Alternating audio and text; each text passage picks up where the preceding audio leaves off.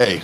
Hi, I'm Brian Hibbs. Welcome to Comix Experience. Welcome to the Comix Experience Book Club meeting for June for the awesome Doom Patrol Brick by Brick by Gerard Way and Nick Derington. Can we have a big round of applause? Wow, that's loud. So for those of you who watch these from home, you can see we have a lot more people here than normal. This is actually kind of the most packed we've ever been, I think. Book clubs are awesome. I don't know what you're talking about. Book clubs are awesome, but you know, sometimes you only get 4 or 5 people show up. It's pretty good. So I want to do a little, you know, just sort of for everybody, because there's a lot of people here. This is the first time that you've been here. The Graphic Novel of the Month Club is a thing that helps keep this store alive. I personally, and of course I'm very biased, but I personally think that small businesses are the heart of any community. And I think it's important to keep bookstores and reading alive, and to keep paying our staff a reasonable wage, and this is how we do it. And I want to thank you two gentlemen for coming out here and being willing to help with this. And I want to thank everybody in this room for coming out here and being a part of this. And I hope you're all members for some time to come. So that's kind of my little speech. So yeah, make it a social experience. Yeah. And if you're watching at home, because I have no doubt with him as the guest, a lot of people are gonna be watching this. www.graphicnovelclub.com. You can sign up. We have monthly subscriptions. We have annual subscriptions. Every month you get a great book. You get to talk to great creators. You get an exclusive signed book plate that nowhere else will have. And it's awesome. So with that said, hi, let's talk about comics. Okay. Yeah. So, why comics? Why? What? Okay. So a lot of you guys may not know this. He actually did his first comic when you were 15. Yeah, I was 15. 15 years old. He wrote his first comic book. It's called On Raven's Wings. Yes. And you probably don't really want to track it down, right? If you want to track it down, it's kind of like one of those things. What's that? Hold up. Does not hold up. Really, it's like a quarter of it is like Pantera lyrics mixed with some Crow ripoff stuff. Right. But my friend Jose, who drew it, he was an amazing artist. He was in high school. He was like 16. And my friend Dana was the anchor, and he was a high school art teacher. So we had this really interesting team. Yeah, but I would not track it down. Yeah, especially given the fact that I guess certain people's scripts are getting released now for unreleased films, and people are tearing them apart. So let's pretend I didn't write that. Pretend I wasn't. So, but what made you, when you were 15, like, have the desire and have the confidence to write a comic? I just had this intense burning desire to do it, and I think that's because they were the first thing I really connected with comics and really spoke to me and made my brain start working and start really being creative. I'd always wanted to be an artist, but then once that's all. So I started making my own. By then, I was using my typewriter to write just like that. I'd be drawing. I would hand. So yeah. That's pretty cool. Yeah. Did you had a comic shop in your childhood in Jersey? I had a comic shop I used to walk to every day that I worked at. Oh, nice. Where I met a really great friend, and they appear in this book, in issue 3 when Casey is at the epicenter of Danny, and she finds this comic shop, and that is literally the shop. We sent photo reference to Nick, and Nick was nice enough to actually draw the thing exactly as it with that position. That's very important. Which didn't lead to outside. It just was it. So that appears in there. That's the shop. That was like the epicenter. Yeah. You, Nick, where's your start in comics? Gosh, making them or reading them, or let's start with reading them, right? Because isn't it like it's like fear leading to anger. Well, reading leads to making. Yeah. Well, it's like I think it's like if you're drawn to making stuff, drawn to drawing, and like then you look at this wall, like you find that wall or that spinner rack, and all of a sudden this pile of drawings, and can't help but be like magnetized to it. And if you're just a weirdo, comics speak weirdo language for some reason, and it's hard to explain.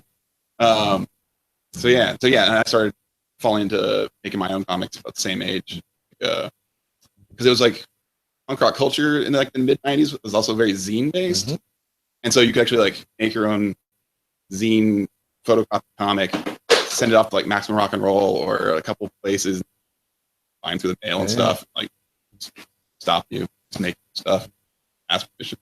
Great. What to you is special about comics that's different than any other? That is, you can so few people involved. That's pretty unique. Like TV shows and movies, all this other visual media that tell stories, takes an army and a pile of money. And when you have an army and a pile of money, you have a lot of limitations, a lot of like hands in the soup. But like, you make Doom Patrol every month. It's like, it's just us two making weird decisions, and and it happens.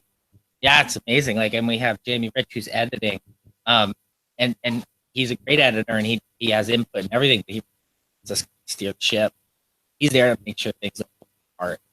And even the brass, they're like, you guys, good thing. Yeah, Dan and Jim. Like they just okay, easy thing. That's gonna happen. They did. Oh man, he sent me this image of a cover yesterday morning, and he goes, "Hey, yesterday morning." I thought it was. Yeah, because I had the meeting yesterday. And I look at this thing and right away I was like, it's gonna like, I'm afraid of getting thrown out of the office for bringing this in, and it got approved right away. It's like, wow. So you'll see it in the coming months. You'll see the cover figured out.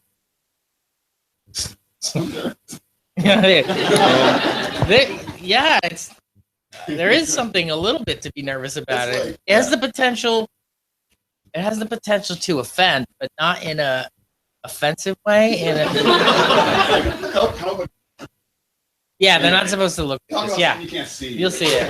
What a great interview this is. Yeah. Well, but you'll see it, and then you'll be like, oh, now I know what they were talking about. So then watch, like everyone's like, ah. Yeah, but you can't even tell these days. Like, who knows? They might see like the one small element you put on there, and that's like everybody freaks out to murder you. Right. You just don't. So one thing that when we were having lunch, we were talking about, early days, and one thing it seems that you guys have in common is that you both started doing comics, and then you both stopped doing comics for like a decade or more, which I find kind of fascinating. And then you both come back to doing comics. So can you speak to that? Let's start with you, Nick. Like, yeah, I mean, I broke in. Well, again, I was like making comics when I was like 15, and then you just don't stop, and then through college, just bug your heroes and they give you jobs and start making stuff. And but then like got stuck into the movie world and animation. I just wanted to do more than just like, that's the thing. Like, that's the crazy thing about making comics. It's a very lonely, weirdo, sedentary obsession. You're saying it's you in your little room, desk, and your piece of paper for like months, and you're just like hardcore focused. But then, once you like start playing with like movies and commercials and stuff, you're like, oh, there's other artists and other people, and you get to have this community effort. That was really fun for a long time. Now I'm like, all right, it's time to lock myself in a little room again and be obsessive and feel weird and some art. Yeah, and I get to do it, which is it's just as obsessive. Yeah. Is it similar on your end? I mean, when you're writing, it's a little different than drawing. Yes, it's a little different, but are in such great communication constantly about everything from layouts to even the ideas that when we had a called it the Doom Summit. We had it at my house, and there's now big studios. So we got a whiteboard, just hung out, jam. Yeah, we locked ourselves in a room, and basically it was Nick just going like, "Okay, what do you do? Like, what do you have?" Just kind of write it down. Like, what about this? What about this? And so it's very collaborative, and we're always sharing the same brain. And so it's frighteningly so, for sure. So well, that's the things that we're the same age, kind of come up from a like similar like kind of teenage year type thing, and we like know all the same stuff and we into the same stuff. So like, don't explain ourselves to one another. Right. We can just like type half a text and go, you know that thing? He's like, yes, I know that thing, and let's do it. Yeah. Well, yeah, like it.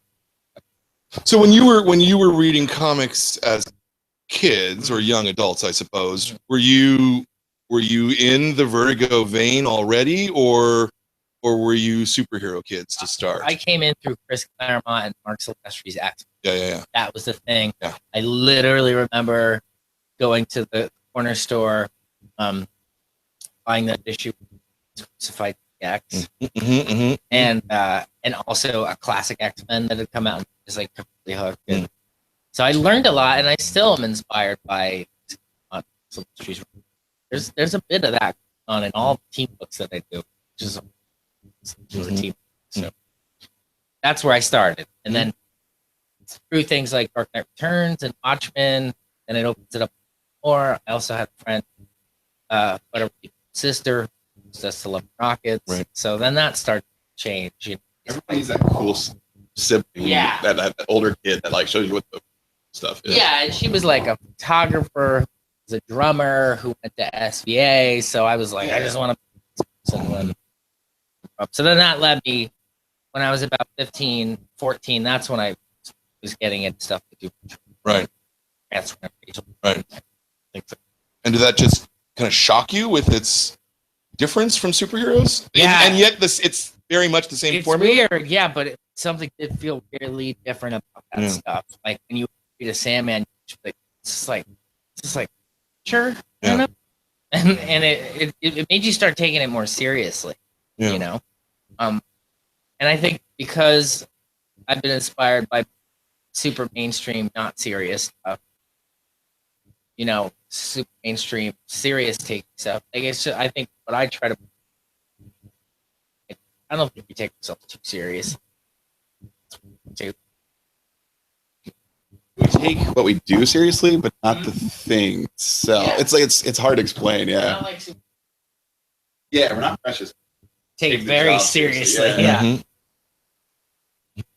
Robot man, be really thinking in this moment right now. Yeah. Ugh. Do you how beholden do you feel to continuity and to things like that? I mean, is it I feel like I'm more beholden to it just of my own opinion than a lot of people maybe even want to be. right? And not that they don't respect the old continuity, but they're always doing new stuff and changing things and racing things. And so they're just like, I'm sure if Nick and I came in and said, we want to do this, Doom Patrol, it has nothing to do with any other. Yeah. I think they would have, you know, but I wanted to celebrate Doom Patrol. That was like my biggest writer with this version was to celebrate all, Yeah. you know, and maybe people, and make it accessible. Nick and I talk about it all the time. People that didn't know that stuff, maybe seek it out later, but you didn't have to know anything. Yeah, lots of and even the stuff that got canceled. Yeah. Like there's stuff in there. Like there's a lot of the gift that got canceled in DNA. Let's talk a little bit about process. Do you guys work? Are you writing full script? Are you doing Marvel stuff? Okay, full script. No, Okay. you know, eventually, very full script. The thing about Doom Patrol is, you know, and we've recently gone into this model now where it's like we're gonna try to do 6-issue, have them come out on time, guys, and then a little bit of break till the trade comes out. So it's a model that actually DC or Image, I did it for a little while. Image made it pop. That's what they were doing. So it's a bit on that. But who knows how our relationship evolves over time. And right now, it is, like, for example, just submit the script for Mike Allred, who's drawing issue 7 of Doom Patrol, and it clocked in for a 22-page comic. It's 56 pages of script. Wow. That was the longest script I've Wow. ever written, and the fastest for some reason. Do you make your own thumbnails? Sometimes. like when you're Not very often anymore, but in the beginning, there was a couple. I'll send like a bad sketch or something. Oh, kind of like this. things that like I mean, he can draw, and like I care about story stuff, so we're kind of up in each other's shit all the time. Yeah, totally. Yeah. And in a really cool way. So yeah, like he understands page design and everything. So he wants like a cool visual moment to happen. He'll sit there and describe it like persnickety, and then like yeah, I'll be like, you know what, Bug needs like a set out of his chest. Yeah. And he'll like write the whole like sequence that makes that like, major aspect. Yeah. So that's a we are up each other's jobs. Yeah. Because we can both do each other's jobs to a certain Yeah. extent. Yeah. To a certain extent. Do you work pen and ink or digital or what's Still on paper. Yeah. But then like scan it, fix little things, and do digital stuff that happen. No, I still like. It's fun to put ink on paper still. So when you get a full script, what do you do? Do you like? I know some people will go through and like highlight certain parts, or you just start drawing. I have a script. Script. I'll do the little super smallest little thumbnails in the corners of the script, and make little notes and stuff. Having questions, then make a slightly larger version of it, about like that big page, then at make a page. Yeah, so it's Layouts. Like you can see every. Maybe it's because Nick's art you're good at read. is my favorite kind of art. Like I always felt as soon as I saw Nick's stuff and Shelley Bond showed it to me, because we'd been kind of striking out. We didn't reach out to any artist yet, because we didn't feel comfortable with anybody that we had talked to. And then she literally showed me this drawing she had found. She asked Nick to do based off another drawing that she saw you do, which was either. Yeah, you just drew that. Yeah, I was like, all right. Yeah, you did just draw it. Yeah. And I saw it, and right away I was like, oh my God. Like, I could have never become this artist, but this is the artist that I would have wanted to become. No, I can you know. When I see your drawings, Yeah. I see a weird version of my Yeah. like mental Yeah. space. It's hard to explain. And I feel like we would have been at conventions together, probably with similar fans. Yeah, or pissed off at each other. Hey, Yeah, we're pissed off at each other because we're pulling upon the same stuff. You pull on a bit more Mobius than I could ever pull off, but it's like some of that Love and Rocket, like some of that, really good characterization and things like that. But so when I see Nick's layouts, I know every single line and nuance and dash and what it means, and I'm just like, keep that. He's like, oh my God, you got that? Yeah, keep it in. So I really appreciate his. Are you doing any rewriting once you see those layouts, or Yeah. It goes back and forth a few times actually, which is makes everything nice and slower. Right. But man, we get to pack every inch of that with ideas. Oh yeah. So yeah, I'll be like canceling stuff, and I'm like, while I'm drawing, I'm like, take a picture of something. Like, what if this guy was doing this in the background on the picture? Like, yes, and put this also in there. Right. So we're like rewriting it as I'm drawing, because they're texting. Yeah. And so it's like, it's wild. It's a really zonkers process. Yeah, and I think that's why the book is so kind of dense, and also like we're able to bend. And I don't think I don't want to generalize about a lot of different comic teams, but I don't think they are able to bend as much as us. But maybe they are, But I'm talking, and when I say that, I'm talking super mainstream. Sure. Very like, here's a script. I never met the guy that's drawing it. right? That kind of thing. Not quite doing that. So, but it does constantly change. And How involved are you in the other Young Animals? Are you at the beginning extremely involved, but the whole idea. So, like from a core concept, vision kind of point of view, looks like, sounds like, logos. After we found those teams and we knew that they were the right teams, then like bit by bit, I kind of evolved the background, and I was really happy, But I'm involved in terms of like seeing all the scripts, seeing all the layouts, seeing all the pencils, the inks. I see every stage along the way. But now they're doing their own thing, all those teams, and I'm so proud of every team. So you're not really, on micromanaging Cave Carson, anything. no, I don't micromanage them. On Cave Carson, I get together with John very frequently, And we talk about story, which is why like still my name is still on that book because we do have the story together like season, and he gets in, does the grinding, and really brings those stories to life. He turns them into scripts and real characters, you know. Yeah, no, that's got to be a really satisfying process to sort of father these books, but not It's have been to. amazing. Yeah, The whole that's pretty process cool. has just been, and I feel so lucky to work with these creators. They're all, and we hang out like, and all the writers live in LA, so Summits and house. Yeah. It is like a small little art gang. Art. It's totally cool. Yeah. It's totally cool. So, when you're penciling, how fast are you? Page a day? Slower, faster?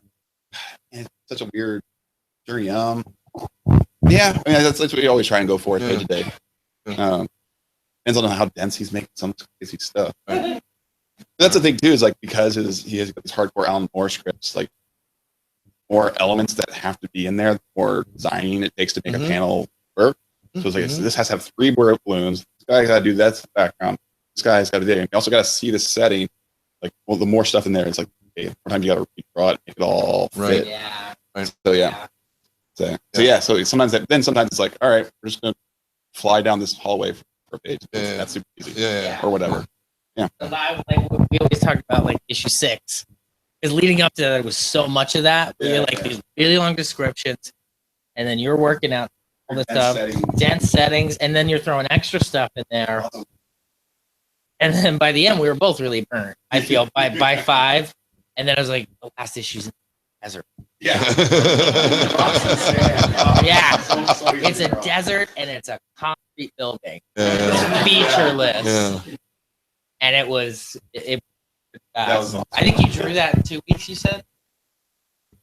That's how we made sure it came out. That's why it's here on the shelf That's right now. why we have it. Oh, very good. This will be the only question that I want us to ask at all about music at all. Sure.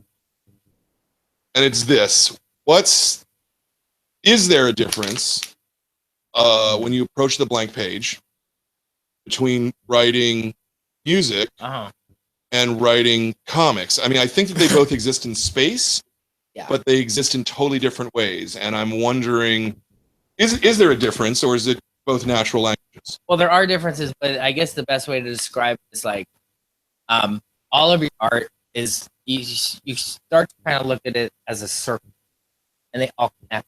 They all feed each other. Sometimes certain parts grow bigger than others, but in the circle. And Nick is a great example of that. He's a comic artist. He's also an animator. So somebody that builds really shit in his house. And like everything that Nick does, you see it as a circle. It all feeds into each other. And I'd say it's similar in that way, writing comics, writing that. But it's much harder to write a song for me. You know, I've always found songwriting to just be the extreme natural thing. I hear stuff in my head and then I just get it out of my head. Song. This is different. This is the hard work. Yeah, engineering. Yeah. Spinning lots of plates apart, and like every other day, you think just think like, oh, my idea's good. It does, yeah. Because you got to break through, and then when you break through it, Yeah, no, that's satisfaction. The crappy idea is not as crap as There's somebody chart the artistic process. Save a photo of it. Yeah, it's been going around. It's a good kind of going little around art. where it's like, this is great. Like, no, it's not so good. Oh my god, it sucks. And then you're like, well, let me keep working on it. I don't know. Okay, it's all right. Out. And then people say they like it, and you're like, oh, it's great. Something like that. Is it different for you doing something like Doom Patrol? You know that the company's behind it to such a degree, and there's a line of 4 books, and so it has to come out at a certain time. Yeah. Like no matter what, you have to make a deadline versus something like Umbrella Academy, which it comes out when it's ready to come out. Yeah. I mean, that is different. I think I'm still more suited to writing. Like anybody that is a monthly comics writer, that is a hardcore one, I has so much of my respect. It is one of the hardest things ever. Yeah. Yeah, it is, you know, and we have a slightly more relaxed schedule than that. And that's a little similar to how I do Umbrella Academy, except it's like I can't write an issue for 3 months. It just can't happen. But you know, hats off to the and do it every month. Yeah. Consistent, good. I think I would have broke time. The crazy schedule kind of adds to the kind of surrealist automatic writing, automatic drawing idea that we kind of play with. It's like, you don't have a lot of time to second guess yourself, so you're just like, it's a weird idea, and we're going with it, you know? And so, like, you're getting a little of the subconscious element. Nick and I have talked a lot about once we're this season, like first 12 of the story, we talked about trying to speed up the process, but for the sake of the history of it, I think we talked about various things where it's like, so like automatic writing, maybe it's more back and forth, maybe, you know, or all the above, yeah. So we've Phrases out of the hat. yeah, just things like that. Right now, the story that you're getting is kind of vital to the bigger picture, and you need to, you know, set up all these characters, and it's really important stuff we're doing right now. But once we're finished with that, like, I think it's gonna just be like one weird thing after. It's weird now. Yeah, Right. it's not the we almost, well, we finally, after the first 6, we finally earned to have the team together, so that's been wonderful. But now we have to earn them dealing with a lot of stuff past getting through that to find and Right. So I think you'll stop seeing callbacks to stuff pretty soon. How long can you picture yourself doing this? I wanted to do it as long as humanly possible. You know, Nick and I constantly talk about leaving a legacy and really great run. We always be and part of that continuity forever. And you know, that usually takes about 20 something issues. So we'd like that. Yeah, like if we could get an omnibus, that would. Lest I monopolize the conversation, which is easy to say. Do we have any questions from the audience that you'd like to have asked? Hamilton can have the first question.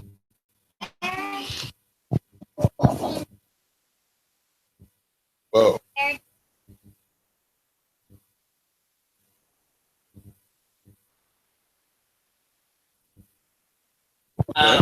Okay, well, Danny the Street, I can't speak too much about because the only person that truly knows their origin is Grant Morrison. So it's pretty, one day if he decides to share what the origins of Danny the Street are, we will find that out. He's given me hints and clues in order to aid me in my writing the character. But Casey was born from Danny the Ambulance, was the street that has a street inside him. She was born out of Danny, so that's where she comes from. Good job. It's things with the things.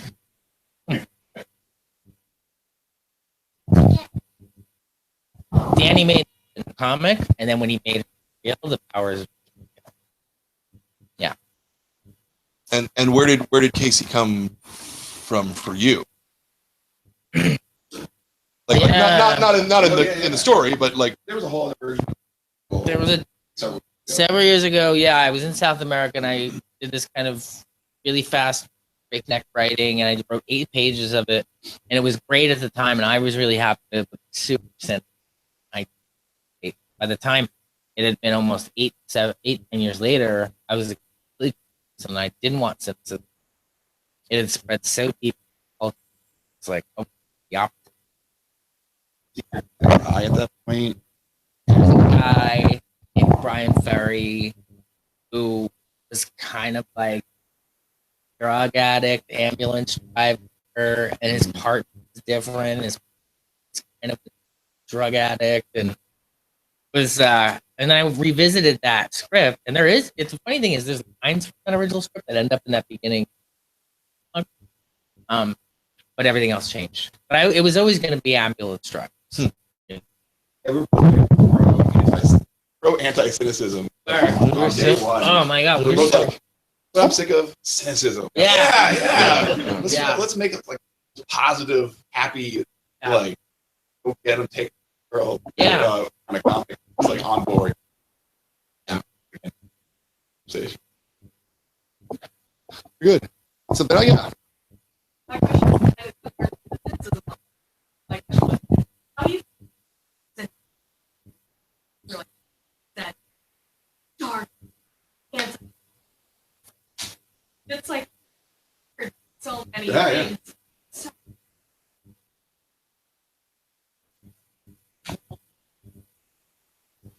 So,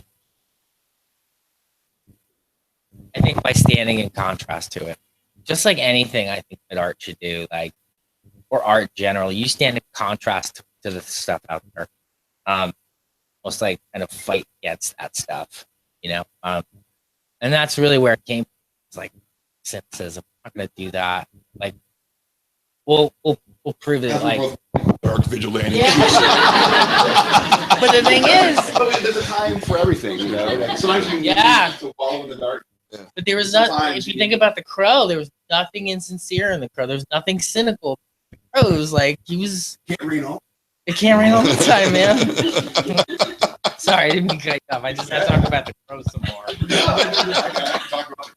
That's just great. It's not though. So we actually have a James Barr cover for. Oh, that's cool. Yeah, That's cool. yeah.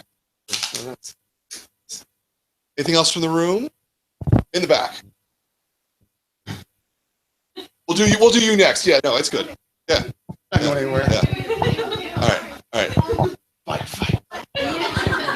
So,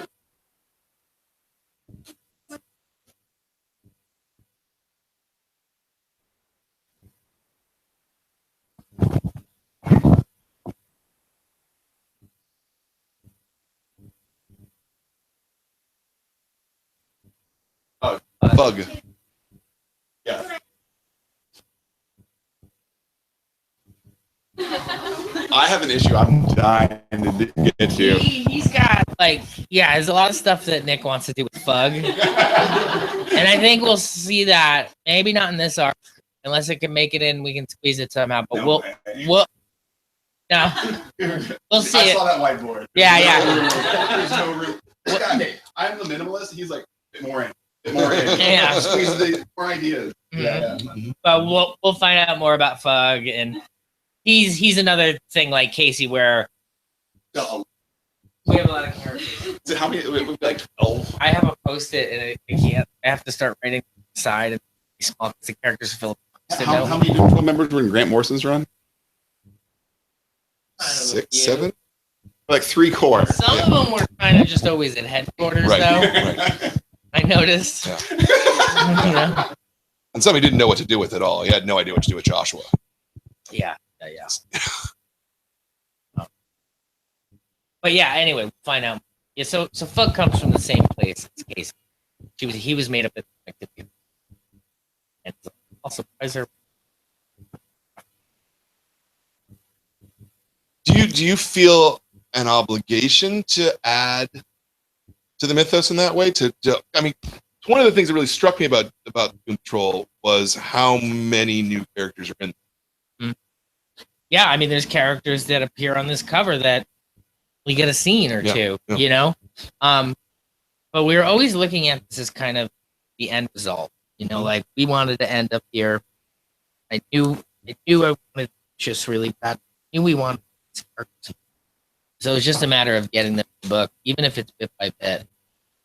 This also shows how organic the process has been. And look, we are following strange whims when they like seem obvious. Right? All right, I had this other idea, but now we're going with this. I mean, just go. Better idea. Yeah, absolutely. Another question in the back? Yeah. What is up with Niles Calder? With who? With Niles Calder? Oh, we're gonna find out in the next issue. Yeah, it's about to. Yeah, you're about to find out as soon as issue 7 comes out. Yeah, you're gonna find out what's going on with him. Sorta.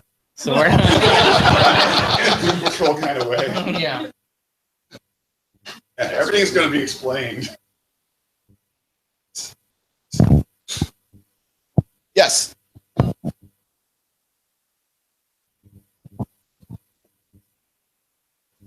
I think because there's something about when it's that late at night, but you're wide awake and you're living in a city. A lot of that feeling comes from being a kid and sneaking into the city and going to see rock shows late, hanging out in the same parks. Just that energy, that feeling of the city that you get on a subway. It's like super tired, and sweaty. I don't know. Just wanted to at times invoke that feeling, being late in a city that never quiet. That's me. Yes.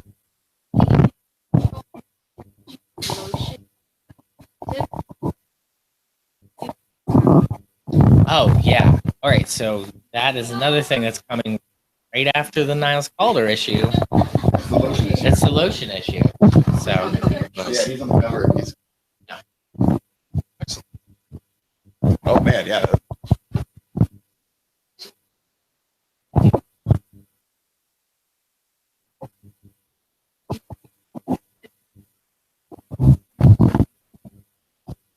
yeah. Yeah, Maybe there's no place for terrible conflict. Bad things happening to people. Probably Umbrella Academy only because there's no cell phones. And I miss that time. Yeah.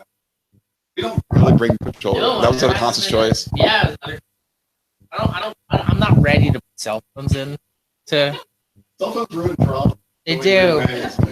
Oh my god, like problem. I'm just sending a text in Doom Patrol. Maybe we'll find a way to that'll be cool. Text from the past. Yeah. Yes. I'm curious about diet, other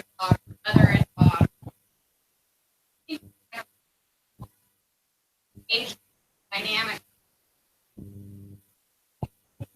I've always believed that the work you make, even if it's directed at a certain type of person, it should be for every, and by when I say type person, maybe somebody that's an insider or something or somebody on the inside that wants to fit on the outside.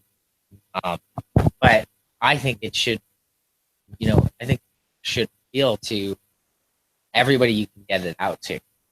So that's some of the philosophy.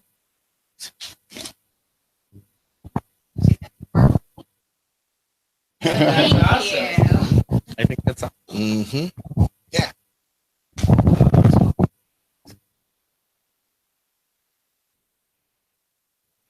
Yeah. It's one of these things that that it involves many different kind of mini jobs. We couldn't pick a title at first because it was like art director, creative director.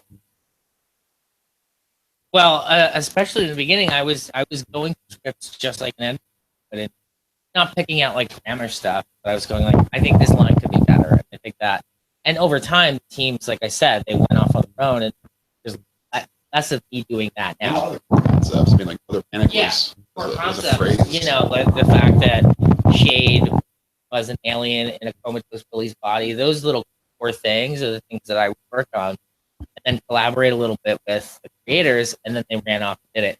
But yeah, it was like, everything from, so it involves a lot of editing stuff. I have two great editors, Kelly Mahan and James Rich at the Infinite, and they really are the editors of these books. But the job kind of did it. From marketing to, Nick and I work on. I don't know. I'm always open to that stuff. So anytime DC heads us up and wants to do stuff with digital codes, like for that stuff, I think the more you can get your books out. Where did Young Animal come from in the first place? It very simply, it was that I knew I wanted to write Doom Patrol. I knew it was going to be something that did not fit in with pretty much any other mainstream out there.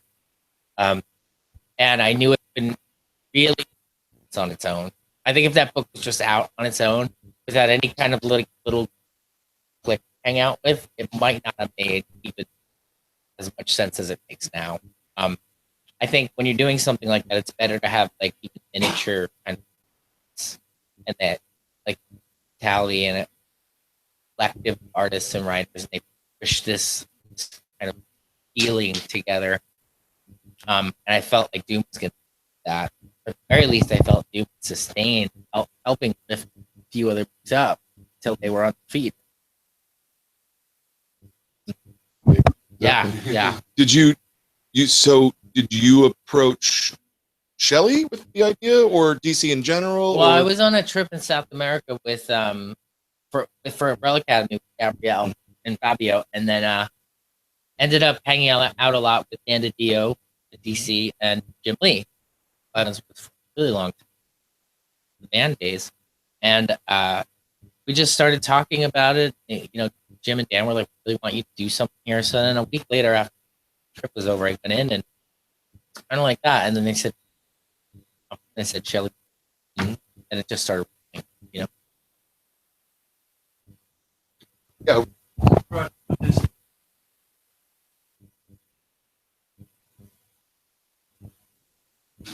She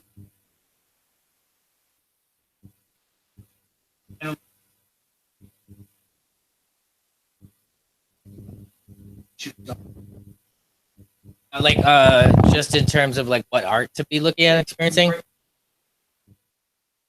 I think the main thing is just trying to go and see as many things as you can. You know, like one of the things they made us do at SVA was constantly going to these art shows, or not just museums. They would find weird artists that I've seen some stuff that was just really strange, from sculpture to performance art to all that. You kind of got to look at it all and get inspired in that way. And that was the biggest thing. And likewise with reading, you know, reading of everything from like classic literature, but to like weird sci-fi to, and you can do that thing with all the kind of entertainment too. You want to answer?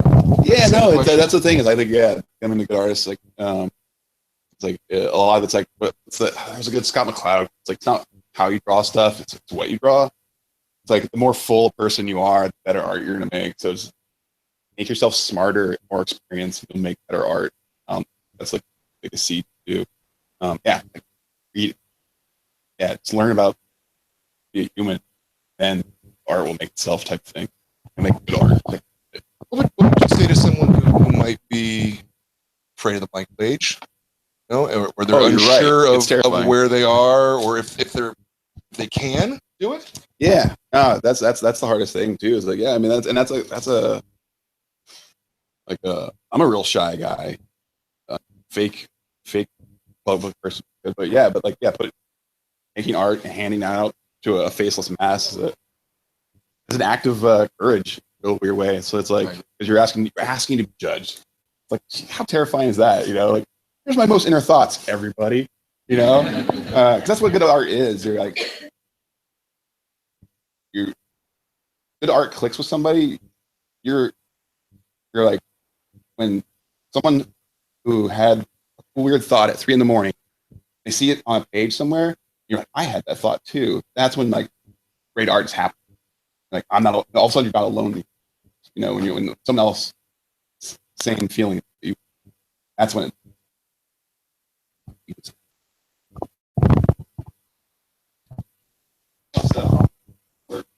don't stop.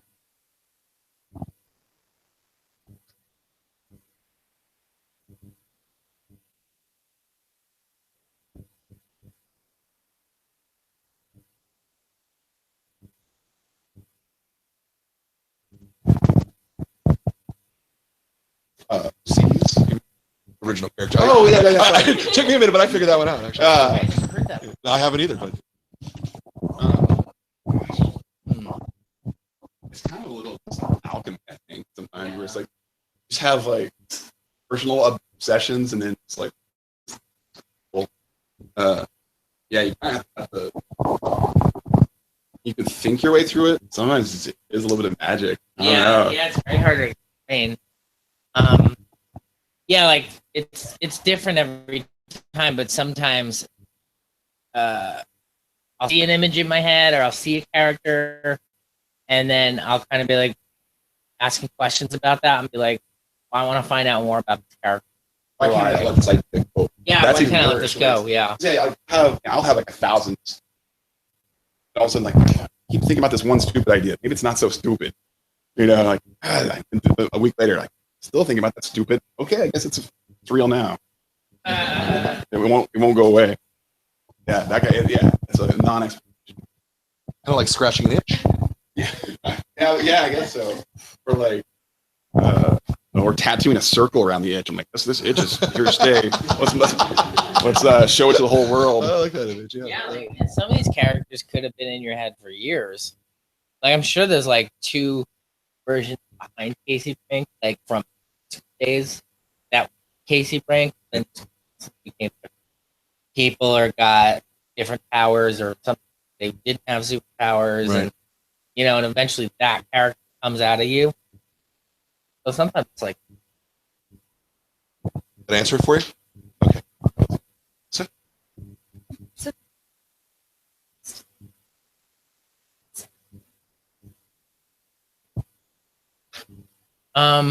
yeah, like just trying to stay on top, because it's every day, all day, all the time.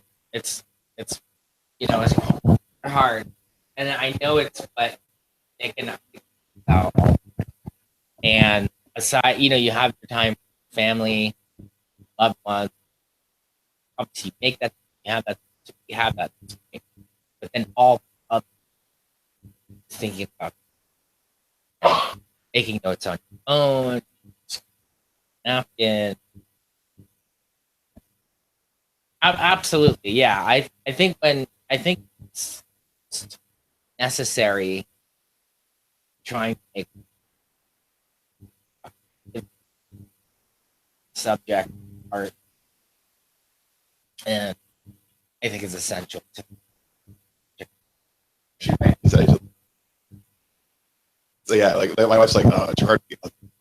I love that. Yeah. Yeah. I mean, like, and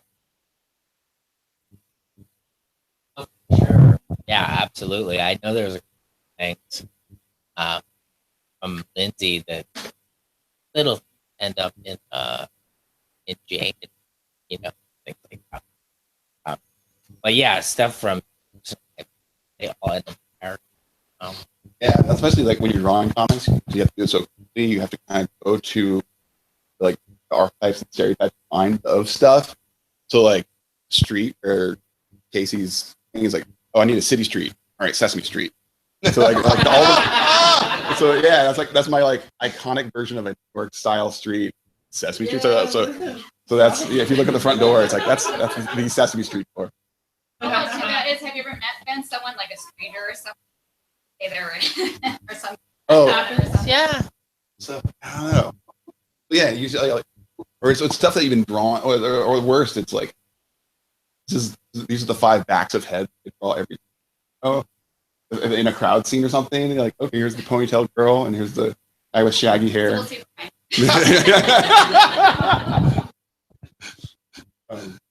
Yeah. Personal archetypes that hold up to life. Yeah. I saw in. I'll deal with it all the way in the back. Yeah, I know you. Yeah. See.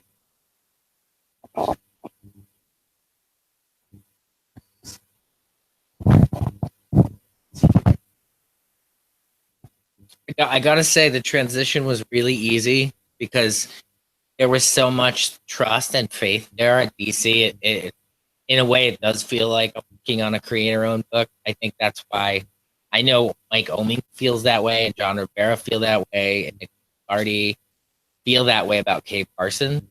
The quality of the work and the enthusiasm for it, it's like they own the character.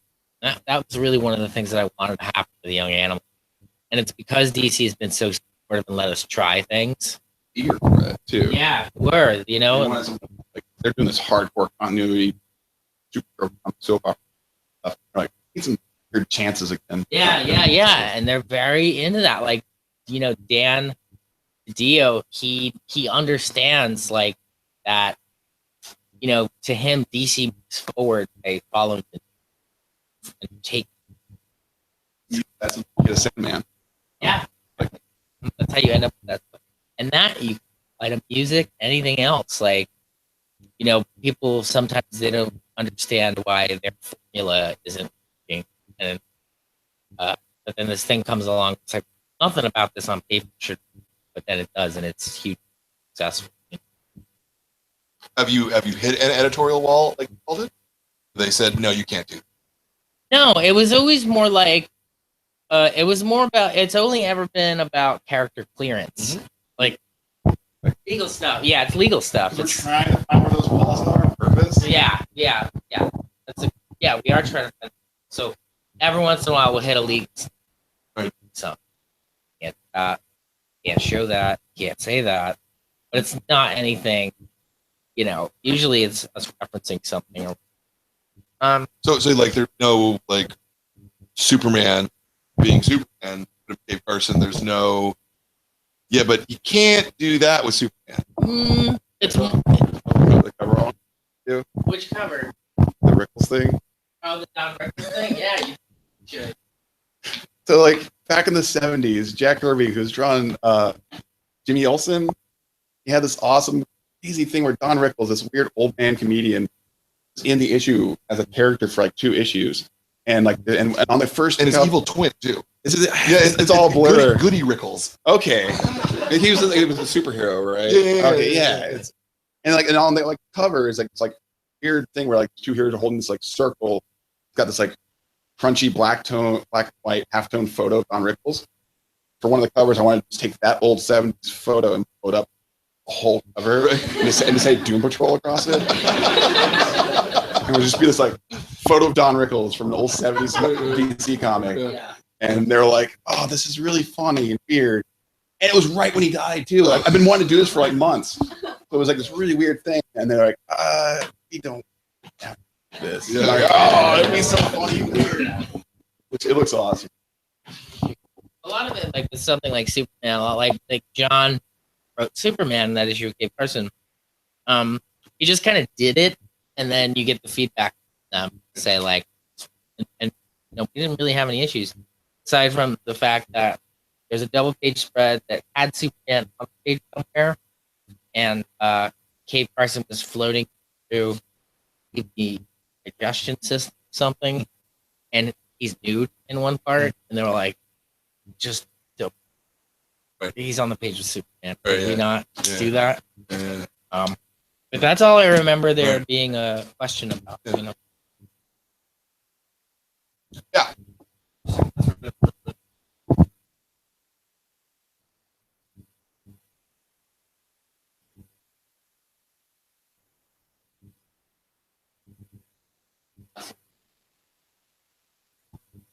I'm a big fan of limits from anybody. It's just Yeah. we talk about limits all the time. I think they're fantastic. Like that's how you find really inventive stuff. Yeah, you put like an artist in like a white void, nothing but the 4 walls around you. You can bounce off that also a game. It's going. Being like approach stuff, I think was like knowing that he was going to bring in this new comic book audience.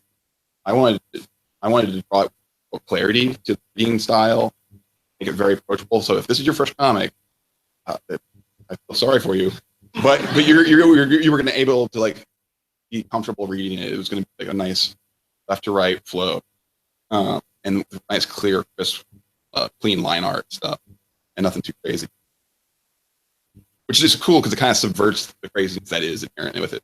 So it's a little, but yeah. So yeah, like, which is actually a marketing decision.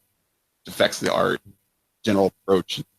Yeah, all these ideas are bouncing off each other all the time.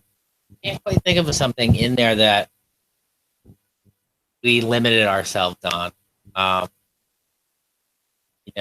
think one of the big things that was helpful to me was limiting social media, because it allowed me to explore things kind of internally on my own, not even be worried about, but without any kind of outside influence in a positive way. I would just ask myself hard questions instead of asking something. Nudity, I think, sometimes. Yeah. How does that kind of like, should we just think out that we're like, is it a flavor? Yeah. I'm like, okay. I really feel like Doom Patrol is like an all ages. Like, it's kind of an all ages. There's a lot of foul language, more than any I've used. And awkward situations. Yeah. It's like, yeah. Well, I was talking about like David Lynch movies. There's nothing wrong with them. Still show them to a kid. Yeah, totally. I can't tell you why it's wrong. I just don't. Well, Hamilton's reading it, right? It's not too adult for you. Yeah, she likes it. You can see the madness in her eyes. Ruined forever. We actually have a question from Jordan, who I don't think has ever asked a question ever. He runs the show now. He's gonna do it. All right, so you have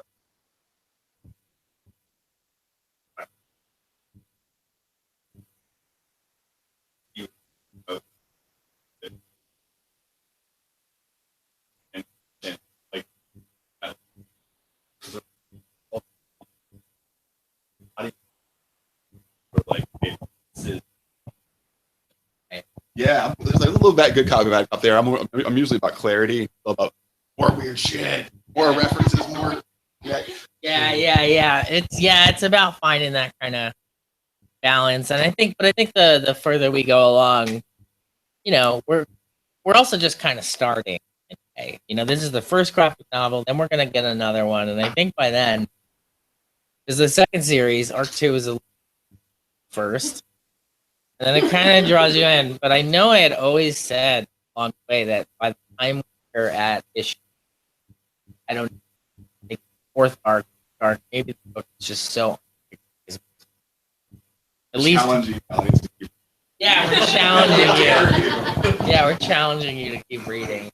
I don't know if that answers your question, but Issue 5 will just be fug. Dick.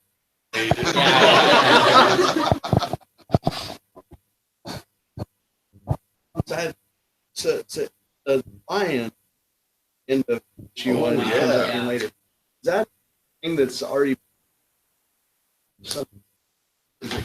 it's something new, and it comes into play in the second arc. You'll finally learn all about who that dead being is there with blood and lion. Got all of that, He did want Brick by Brick to feel like a beginning, middle, end, one story, but with enough questions left there to kind of finish it off as a 12 issue. Talking to Grant, At first he was like, just do 3 issue arcs. Just like get a monster in there and just be in and out constantly. Just do that. I was like, I'm not ready to do that yet. I'm kind of still in Academy. Do like 6 issues. So, he said, look at your 12 as your first year for season. Treat it that way. So you can have stuff that's going to show up at the beginning, but it doesn't have to resolve then. You can have it resolved later. But he said, by the time you're done with that 12, make sure there is nothing up in the air that you resolve everything you need to resolve.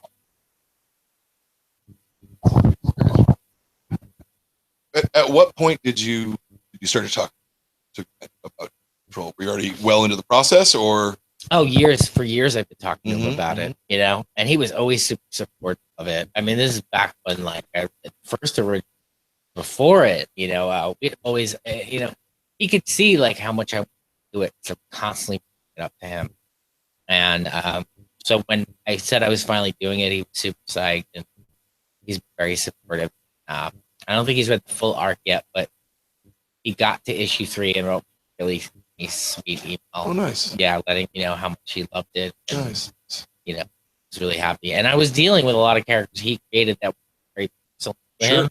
So I didn't know how he was going to feel about that, Yeah. you know? I don't think anyone's written Jane since. No. Or I know Danny has appeared a couple times. Appeared, yeah. No, Jane has appeared too. Jane was Okay. in the Giffen one. And Oh, Danny. right. Yeah. Yeah. So they have appeared, but I know there was a period of time they had different time.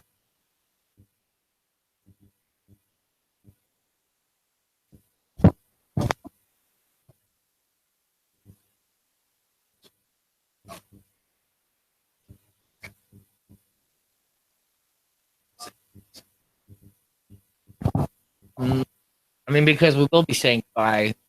I don't know to how many at this point. We'll say goodbye. I have some of that figured out. But to be honest, and this is going to make it even more complicated for us. Like, I at one point had said, Nick, like, I see Doom Patrol as this really large superhero conglomerate that lives in a theme park. And sometimes on the mission, you've got this group of people. And then sometimes we're never going to really stray away from the core, which is Robot Man, Jane, Negative Man, and our Casey. I think that's like the core A team or whatever. Don't want to stray too far from that, but Flex. Oh yeah, sorry, I forgot Flex. There is Flex too, but Flex was always kind of a character that like he's there for a little bit. He does some really important stuff, kind of a little bit of background stuff. So, but I think we'll always have that kind of core. And then, yeah, I'm not quite sure yet. But anyway, so I'd seen them as this really super team. Because the theme park, Dannyland, they hit different spots and have their own little adventures.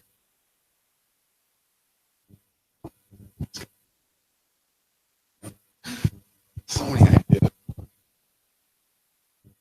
Yeah. So I think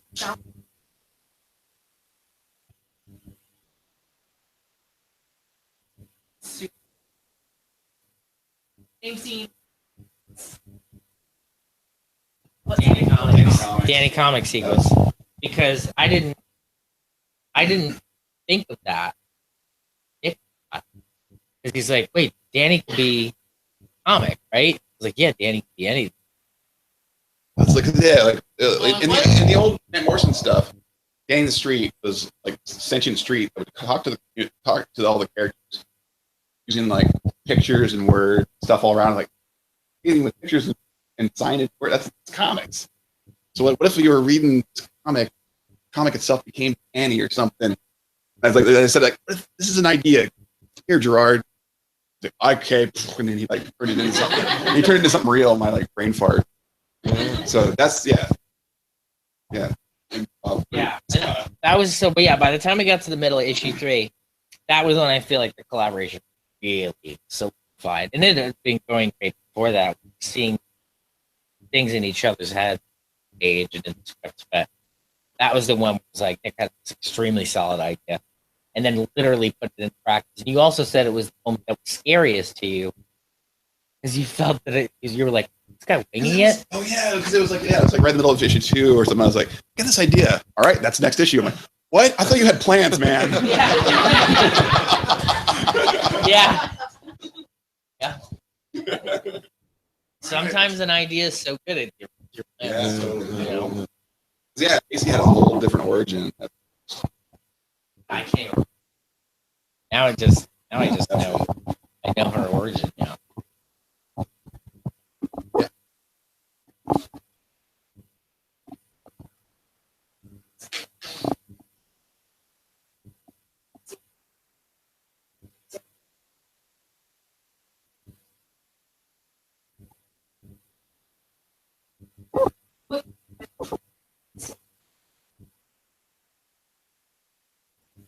There there is. I mean, and that's the key. So you have a beginning, you know, you break it down.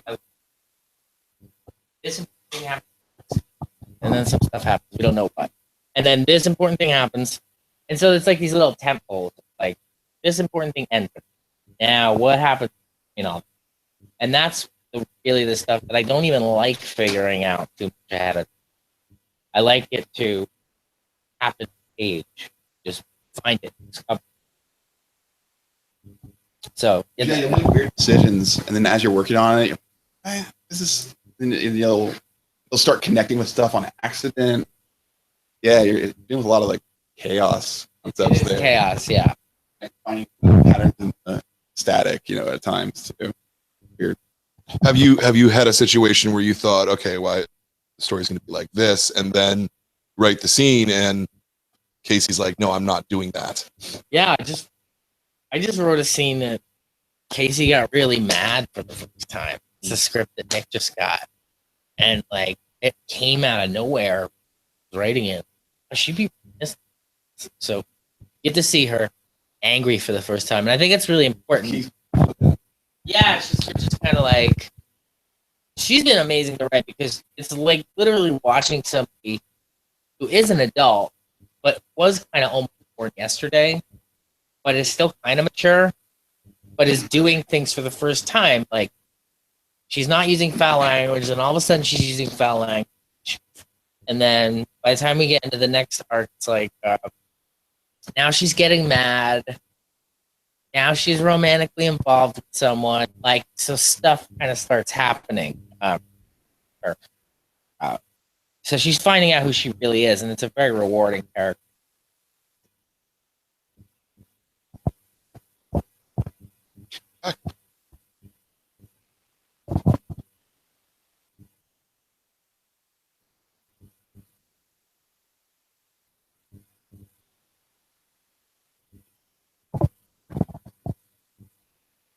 It's really like after a certain point, so you have your heroes and influences, you have all that favorite music that you listen to. But It's older part too. It's like different. What drives you changes. yeah. So you have all that stuff, but then it's really life and experience and living and the people around you and conversations you have that you're basically your friends and loved ones, to me, is where all of it comes from. Desire to be understood. It's pretty Yeah. universal. I have these thoughts and these feelings. Want to make sure everyone else has having to do, so your art, put it out. Just feel familiar to everybody. It's like, yeah, all right, not crazy. That's pretty good drive. Validate. Okay. Is it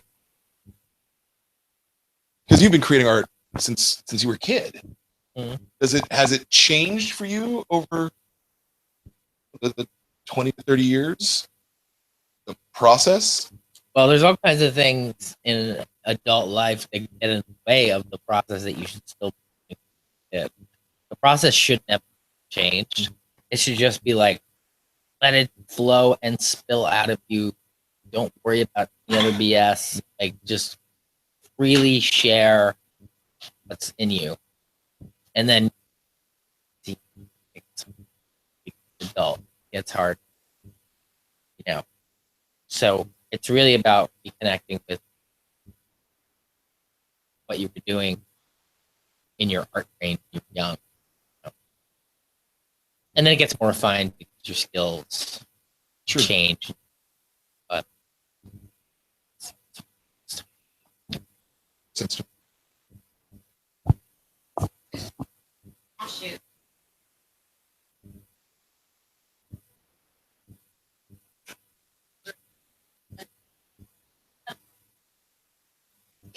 She'll-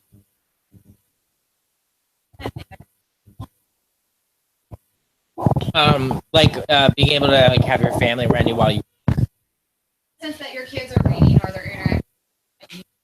Oh, well, yeah. I mean, the way I kind of have been with my daughter has putting like cool stuff around her and in front of her, but letting, as opposed to saying like, we're gonna do this, you know, like, and so I think she's kind of now discovered. I think that's really, and I'm kind of always there for her.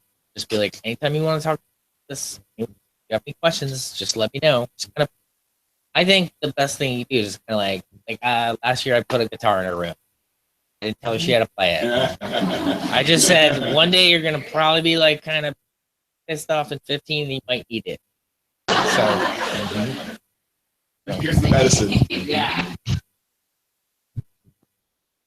Now, I know, or at least I read, I think, Wikipedia page, which is always a source of truth and knowledge. Wikipedia, I can't even like people even really rely on that anymore. No, but it's a place to start sometimes. Yeah, no, I understand. I remember like 5 years ago, I would be giving interviews, and every interviewer was just interviewing you based off the Wikipedia page because that's kind of when they thought it really was kind of all true. Sure. And now I've noticed as the years kind of go on, like I've been on Wikipedia pages that I know, and like that's totally false. Yeah. So well, okay, so but the question was, Yes. and I think it ties to what you were asking. Working on an all ages yeah, called All Ages. it was a non-all ages book. Oh, it was a not all ages book. Okay, all Called right. All Ages. Okay. And there was the problem. I see. Okay. Yeah. Okay. All right. Yeah. Doom Patrol Junior. And basically, a lot of the ideas or the spirit of that all ages book I was working on end up at Doom Patrol. In fact, Lotion Doom Patrol, he was basically the Jones cat. He's the same cat. He's like a punk rock cat. And I knew I knew I wasn't ready or wanted to write a cat about punk rock comics, but I'm a cat. Yeah. I'm never ready. Yeah. I was like not really interested. I kind of wanted to see it. Like, just take the character. Would have been I know I saw a hand in the back. I see two hands in the back. So I'm gonna go all the way to the far back because I think they've been waiting the longest, and then I'll get. I'm gonna get her next, but the male hand that just went up there. Okay, never mind. Yes, you. I thought it was somebody. No. You 6 issue.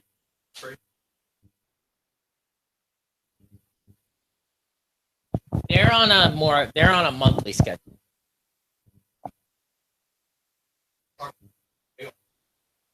Yes. Yeah.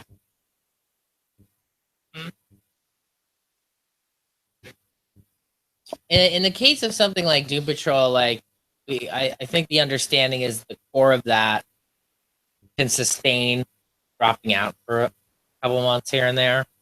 But the other ones, because some of the characters are a little bit lesser known, you can't really have that happen.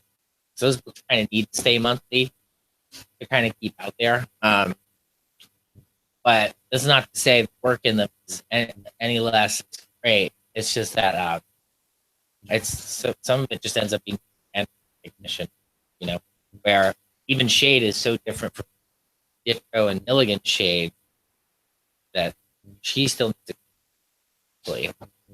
Forward momentum in comics is kind of really critical in terms of audience attention. I know. No, I get it. Yeah.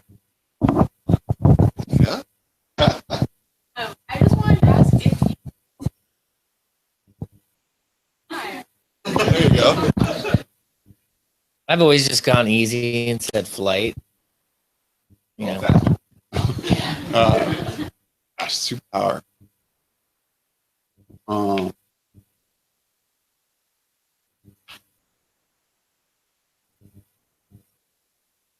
The superpower, everything's really easy. I see where you're going with that. Okay. You may see a character like that. That'd be really cool. It makes me think of. You'll laugh in 5 months. It makes me think of the Morrison villain, the Quiz, who had every superpower you could think And so you're going around, okay, flight, invulnerability. Yeah, it is Yeah. kind of like that.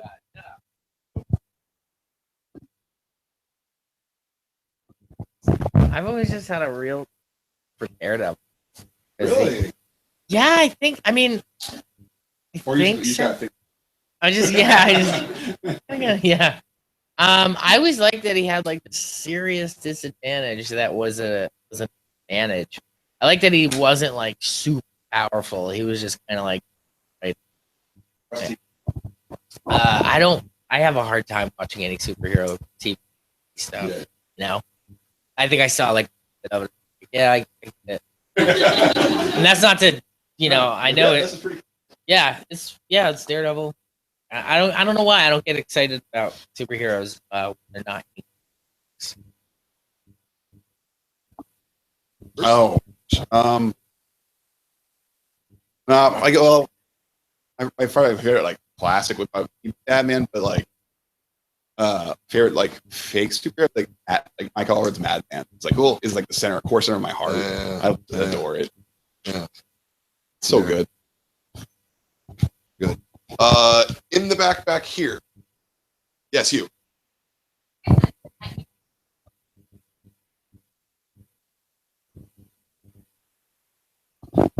No, I'm just reading books. Like, just reading Warhammer science fiction. Nice. I'm reading like the furthest thing from what I am working on. Dragonlance perhaps gonna come down. Yeah. When he came and visited, there was a copy of Dragonland near my bed. So, I have a hard time reading comics when I'm writing them. So I'm reading books but then every once in a while there'll be something in there like Dune. Like, I'm just reading miniature. So, what do you? Oh shoot. I listen to a lot of audiobooks and stuff, like podcast and podcast stuff, like biographies and whatnot. But no, most of my comic book reading is like classics, either in like research, look for inspiration. Yeah, I'm not like invested in the soap opera of a current right now. Wish I was. It's fun when you like find something that you're like addicted to. It's like, just like believe in a story like actively. It's so good. I don't have that. No, nothing. It's all research right now. It's so bad. It's like stuff I want to steal from. You read old Doom Patrols? Yeah. To Nick's point, Constantly. that's the comics of me. I'm just reading old stuff. Old Doom Patrol were like steal with the views and let's. And just like classics and legends like Jack Reed, read that stuff. It's so inspiring. Like, it's when it was just like pure You're imagination. pulling it from thin air. Yeah, thin air, unhinged imagination. Which is why I think any kind of newer comics that are like that are to unhinged imagination. I just really gravitate. Yeah, and Kirby and guys like that were not just being unhinged imaginations, but they were doing 4 and 5 pages a day in a lot of cases. God, yeah. They were cranking it out. Yeah. They were, Yeah. That's amazing. It's astonishing when you look at it. And you look at, some of the prima donnas today who do comics, like, oh, it takes me 3 weeks to draw a single page. I'm like, really? Wow. craftsmanship is insane on modern comics. It's like it's nuts. Yeah. Like That's- what's it's like a race. Some stuff. Yeah. Comics are good. Comics are good. We were talking earlier that this is absolutely a golden age of comics. There's So many smart people, so many people. so many talented artists, so much passion now. Yeah. And gosh, cool. Concur. Where's on? It's all good. It's them. Gerard Yeah. and Nick, thank you guys for coming out. I just wondered on conference, you guys how to go here or you choose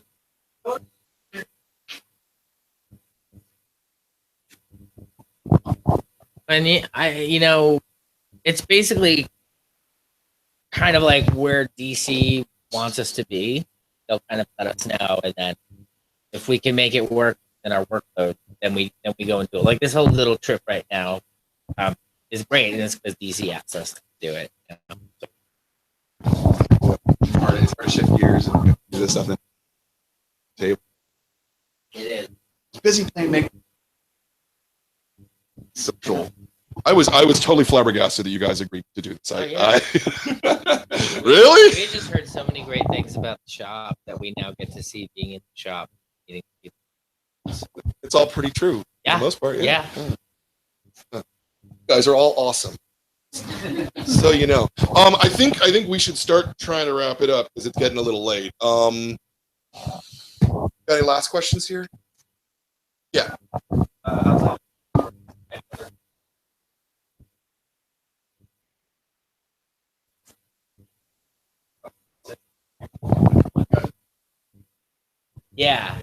To build off that. Nothing like real. It was always Doom Patrol, so nothing else is kind of. I'm sure there's something else. So what about you? Yeah, like that's a funny thing. When I got the call to do Doom Patrol, like I thought I was done with comics on that day. I was like, comics are hard, weird. And it's like, okay, well now this is too perfect of a project. So yeah, like I thought I'd, no, I never thought I'd work on another licensee kind of project again. But everyone's got a Batman story, Yeah. I think everybody, and I think that's what everyone says. Yeah. we even talked about it at one point. Once I saw your Batman, I was like, you have to do. Oh, there's like different.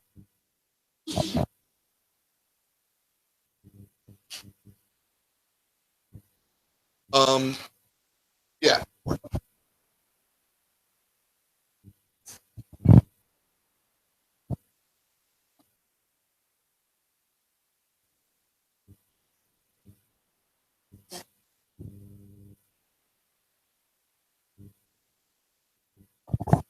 Oh,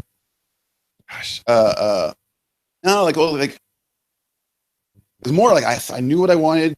I think I've always known what I've wanted to draw, like sorta. But then but as you're like growing up, and you're like constantly looking at what everyone else is doing, you identify stuff sort of like what you want to do. So I'm not really copying, but I'm like, oh, this Bruce Timm guy, oh, he gets it, gets what I'm trying, this weird thing I'm trying to tickle, or this Mike Allard guy, or this Alex Toth guy. You like, kind of collect people's approaches that like fit your weird little goal, at least for. But then you do see some artists that have a totally different path where they like want to copy somebody hardcore, and then they do that and move past it. Their journey is different too. So yeah, there's no right or wrong way to evolving yourself. But yeah, I always had a line thing. Yeah. Tintin, all that cartoony but solid at the same time. Were there any particular writers that influenced you? Obviously I've always been inspired by Grant. I think one of the reasons that Grant and I's relationship works so well is because I don't like ape what he does. I don't try to just copy. And I think he's always respected that, I'm trying to think Akira was a big influence. Sometimes it's just sometimes it's music, band, make sleep, song, make jokes. Sometimes it's rock car picture show. Just because I'm seeing all the different things that pop out.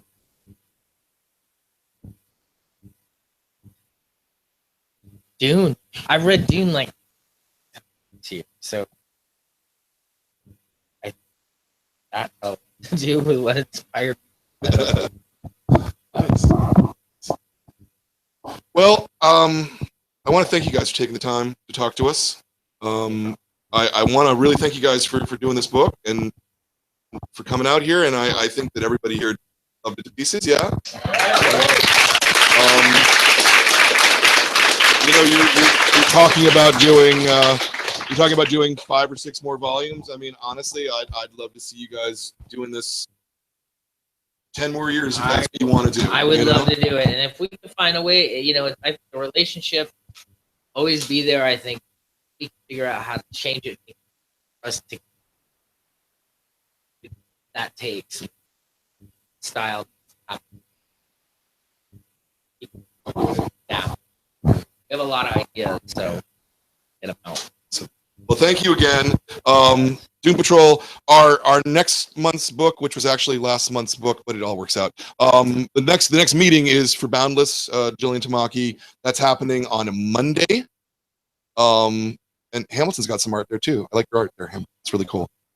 So I hope that you guys can come out for Monday and meet Jillian, and because this is a fantastic book. And thank you again for your membership. Thank you for supporting the store. Thank you for supporting art. Thank you for asking questions about art and believing in art. And I think it's all really important. And thank you, Hamilton, for being just adorable. Absolutely. Thank you very much, everybody.